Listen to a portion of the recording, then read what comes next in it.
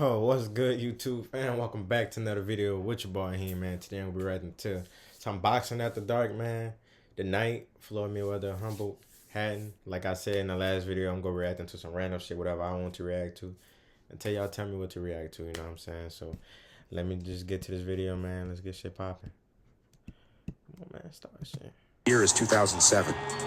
The mature, dominant, and pound-for-pound #1 fighter in the world, Floyd Mayweather Jr., has been teetering on the edge of retirement with references of hanging up the gloves for his past. Time out. Time out. Time out. Time out. Time out. Time out. Time out. Time out. Time out. Time out. Time out. Time out. Time out. Time out. Time out. Time out. Time out.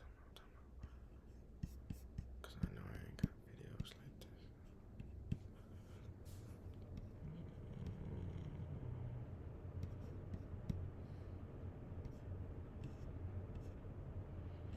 Just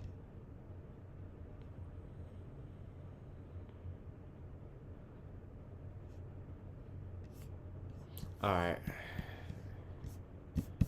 Just making sure I ain't react to the same damn video. The year is 2007. The mature, dominant, and pound-for-pound #1 fighter in the world, Floyd Mayweather Jr., has been teetering on the edge of retirement with references of hanging up the gloves for his past 3 fights. Said that you would retire after this fight. Boxing after dark, Is that still your position? Oh yeah, I'm still retiring after this fight. I proved myself in the sport. But after weighing up the odds of beating yet another undefeated champion and getting to gloat in the United Kingdom, a place Floyd has always wanted to visit, Mayweather bites on the bait that Ricky Hitman Hatton has laid out for him and accepted yet another monumental bout. In a classic battle of the English versus the American, will yet another Revolutionary War begin? Or will the hitman stealthily dispose of Floyd's undefeated record, leaving him insentient on the canvas for all eternity? Welcome back to Boxing After Dark, where today we're going to be diving into the depths of 2 at the time undefeated beasts of the welterweight division in an enthralling matchup of classy against crazy. Let's get into it. Floyd Mayweather is the furthest thing from a boxer who needs an introduction or a recap. Yet his journey as a fighter is one that no matter what year of his career could have a novel written about it. And despite Floyd flirting with forgetting the boxing world and recently slowing down in fight output, there was no doubts at this time on whether a real boxing fan would watch an upcoming fight of his, especially when fighting against other champions and top contenders as he'd so regularly do. When turning back the clock to late 2007, many believed that the now 30-year-old Mayweather had finally begun to reach his ceiling as far as weight classes go and wouldn't be able to make the jump up to light middleweight while staying undefeated. So with Hatton seen as somewhat of a final offering from Floyd, many saw this bout as a potential farewell, from whom many viewers, along with Ring Magazine themselves, perceived to be the greatest fighter in the world at that place and time.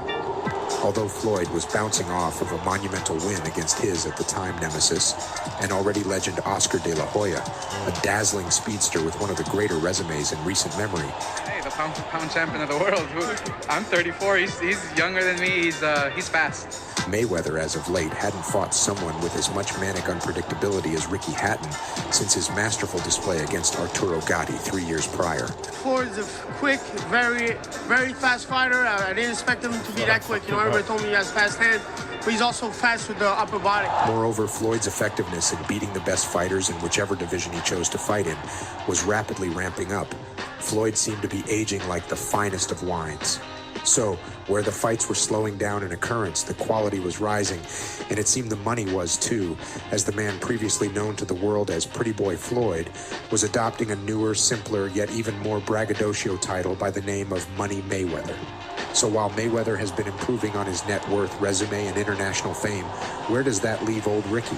Well, much to most people's surprise when seeing how they carried themselves in public, a similar place. Despite Hatton being a man born and raised in the city of Manchester, England, with a fan base so loud yet loving, it could make the stadiums he was fighting in sound more like an X-rated movie set than a boxing match. The contrast could not have been clearer with the hitman's home life. As the fight approached, he was surrounded by the tight-knit Hatton clan, who knew him simply as Richard. He trained alongside his best friend and brother Matthew, and found time between sessions to visit his son Campbell and girlfriend Jennifer. Hatton was growing in the hearts of the public, from his undefeated record of 42 wins with 31 knockouts and his growing television persona that would find people of all ages and backgrounds endeared to him. people convinced themselves that Ricky Hatton could be the man to end Floyd Mayweather's record of 38-0 in his home country. Hatton's resume, although not as varied as Floyd due to Ricky being predominantly a light welterweight for the majority of his career, was nothing to gawk at. Any man that knocks out a fighter as persistently difficult as Jose Luis Castillo is a threat, and although Ricky often received backlash for what many call Riddick-Bowe syndrome, where a boxer struggles to stay consistent with training and making weight for fights, Hatton never lost his eyes on the prize of being his best self on the night of the fight.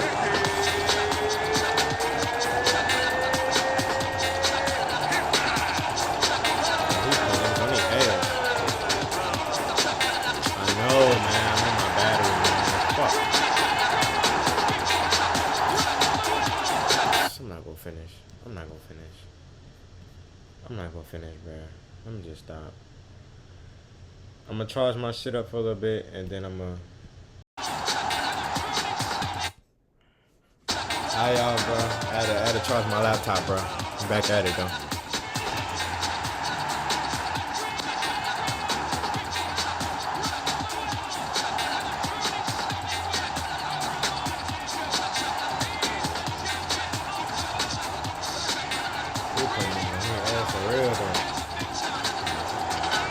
The pre-fight tour, although probably unnecessary due to the stardom of both fighters, was entertaining and exciting as could possibly be.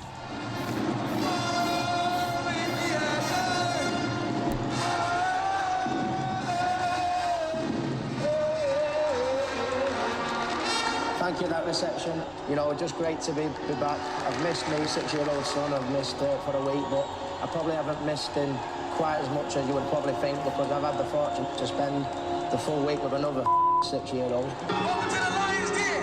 I am the lion. I am the lion. I'm the king of the jungle. Floyd is talking shit. Manchester Mayweather. Floyd, I wish you hadn't brought all them belts out. I've just yourself. I weigh 47. What you weigh? About 174. Okay. You're gonna get punished. You're gonna get punished. Fatty's coming. Fatty's coming. And on the 8th of December in 2007, Hatton finally got what he'd been begging for, the opportunity to give Mayweather the beating that the hitman craved. Whether that was his destiny on this night was anyone's guess, but no boxing fan could afford to miss such a performance of raw emotion. As the sleigh bells ring and the Christmas trees encloak America with a sense of wonder and joy, Mayweather and Hatton enter the ring with a deafening crowd, whilst inside they seem silent and focused.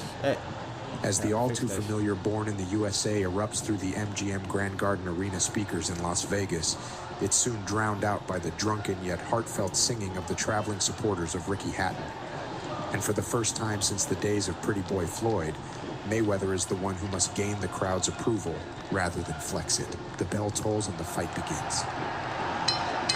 Watching Floyd Mayweather fight, feast your eyes. He flatly claimed to us yesterday that he will not fight in either calendar 2008 or 2009. Hatton would never say anything. So far, Mayweather is doing a very good job of keeping Hatton in no man's land. Foot specialist is a very good. Thunderous roar from the crowd, or at least as long as Hatton is constantly in the fight. Good straight right hand by Mayweather. Another Those rounds kind of lit, huh? He's got to continue to do if he's going to do anything, because he's going to have to slow down. Decidedly, Mayweather. He's landed, I'd have to say, for the ring, the fight is...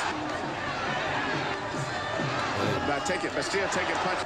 And some of them have been good. But if he lets Ricky start... Straight. Floyd, straight.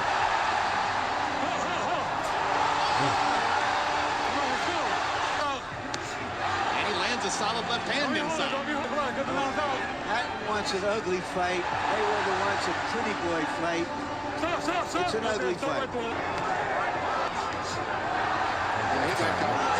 right hand by Mayweather.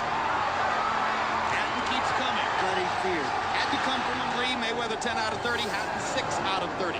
Mayweather landing at a 33% rate. Hatton landing at a 20% rate. Neither man throwing many punches. Neither man having time to throw many punches. Too much talking with Cortez. And Ricky Hatton. And then Jim Weatherson and landed good shots on the inside. They're doing the same thing over and over. Basically, those simple tight hand lead. And maybe that Hatton's eye opened up again. Yeah. Mayweather, Hatton's head back. He's got to. Ricky's making him have to fight.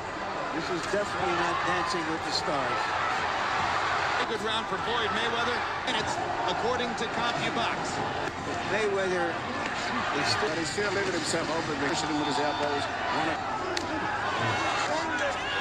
Hatton lands an uppercut. This is a good round for Ricky Hatton so far. Now Mayweather gets to where he wants to fight. In the power shots in round 5, according to CompuBox, Hatton 12 out of 52. Mayweather only 5 out of 19. He's quick with it. He disguises it with his lead shoulder. Very active. Man, Floyd, man. Point for Hatton. Come on. And he's saying that Mayweather turned his back. Mayweather hasn't done much offensively in the round. From my perspective, I think Hatton has come back and evened out the round. Come on, we on it so much. Not going to be an easy fight to score. Hatton's cut man has availed himself. Grabbing mostly. 20 seconds to go in round 7, and it's been very much like round 6. We had a fight between Cotto and Mosley, a brilliant fight that everyone expected to go about the way it did. This fight is going about the way we expected also. An ugly, close quarters, mauling, brawling fight.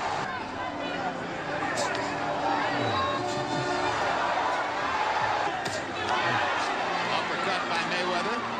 Good punch. Now, Floyd is really... He's mixing up his attack. Well, Ricky is bringing the best out of him.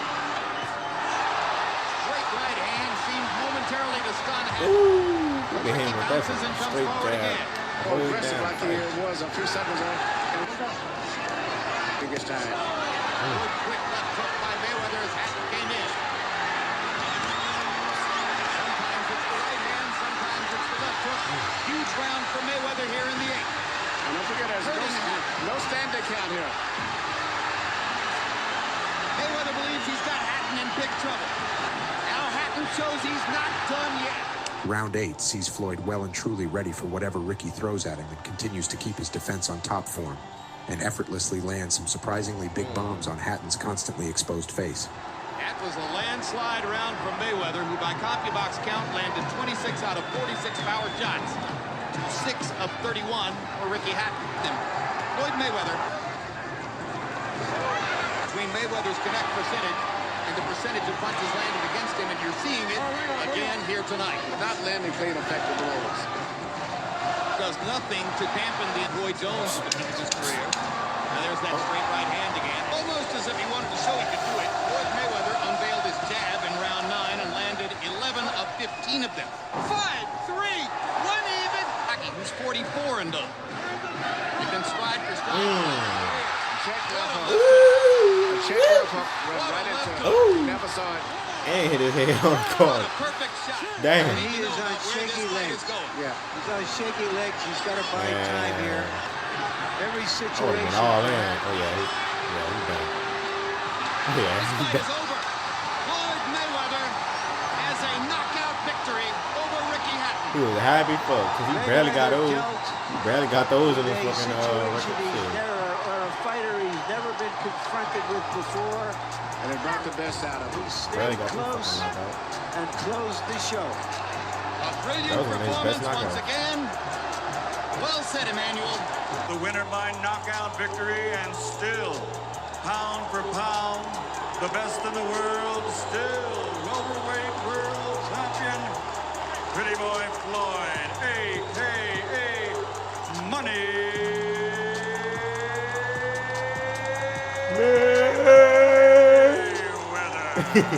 Floyd would acknowledge Hatton as the hardest opponent he'd faced thus far in his career, commending his aggression and lack of demotivation despite the difficulty he must have faced on the night.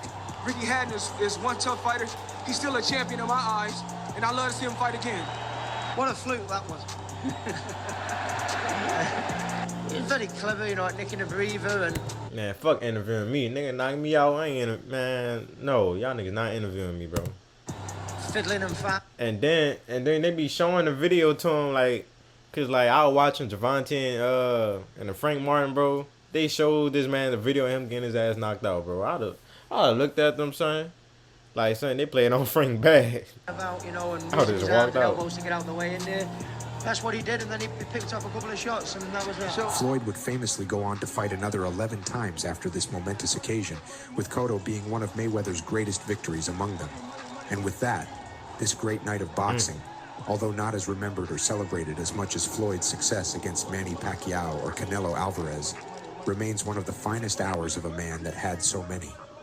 Hatton, although brave and dubious throughout the fight, failed to materialize the victory he seemed convinced of for so many months, and after losing for the first time in his life, Ricky would soon go into a long depression in which addiction, suicide, and anxiety would latch on for many years, fighting professionally four more times over the next 4 years, with 2 of them resulting in losses by the hands of Manny Pacquiao and Vyacheslav Senchenko.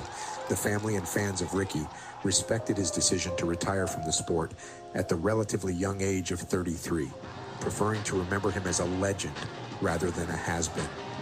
Hatton has since come out of his downward spiral, kicked into gear by his loss to Mayweather, and has stayed relatively popular in the British public eye, making guest appearances on talk shows and at boxing events, while opening up about his difficult times and being a beacon of hope for the people who deal with similar situations that Ricky did in his more troubled times. Life has never been as good. To see how happy I am today with me mum, my dad, and me kids, my grandkids, you know, and having gone through what I've gone through, I count my blessings every day for what I've got. And I tell people, I say, you're feeling down, you're feeling deep, go and speak to someone. If you've enjoyed this video and would like to see more from Boxing After Dark, y'all enjoyed this video, give it a like, comment, and subscribe for your boy Heem. I love y'all. I'll see you on the next one. Peace.